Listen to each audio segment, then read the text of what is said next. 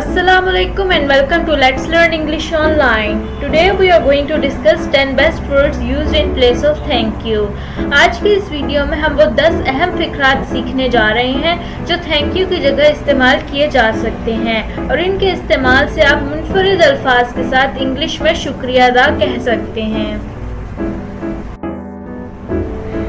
Before moving on, don't forget to subscribe the channel and also don't forget to hit the bell icon below for continuous and fastest learning of English language.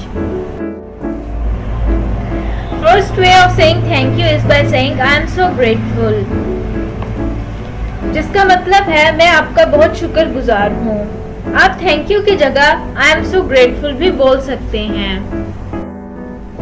Second way of saying thank you is by saying I can't thank you enough, यानी मैं आपका इतना शुक्रिया अदा नहीं कर सकता जितना ज़्यादा आप उसके मुस्तहिक हैं. यानी आपकी बहुत बड़ी मेहरबानी पर मैं बेहद शुक्रगुजार हूँ. आप ये मुनफरिद तरीका भी अपना सकते हैं.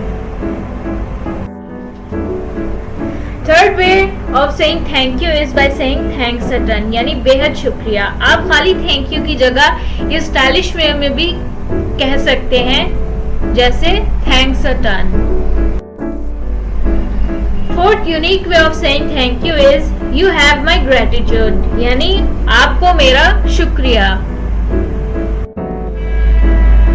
Fifth unique way of saying thank you is consider yourself heartily thanked, यानी हमारी तरफ से दिल की गहराइयों के साथ आप खुद को शुक्रिया अदा होने के काबिल समझें. Sixth unique way of saying thank you is by saying if anyone deserves thanks it's you, यानी अगर कोई शुक्रिया का मुस्तहिक है तो वो आप हैं. Seventh way of saying thank you is by saying it is hard to find words to express my gratitude, यानी मुझे शुक्रिया अदा करने के लिए अल्फाज कम पड़ गए हैं. दूसरे लफ्जों में इतना शुक्रगुजार हूँ कि अल्फाज में बयान करना मुश्किल है. Eighth way of saying thank you is by saying my gratitude knows no bounds, यानी मेरी शुक्रगुजारी की कोई हदूद नहीं है. दूसरे लफ्जों में मतलब होगा कि बहुत ज्यादा शुक्रगुजार हूँ.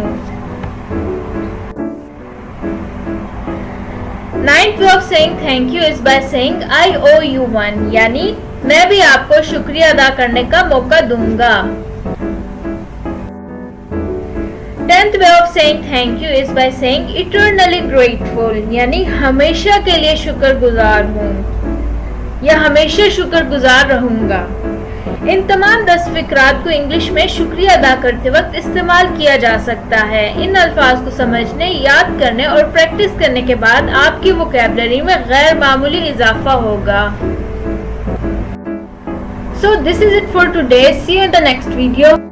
Just stay tuned with Let's Learn English Online for more informative videos.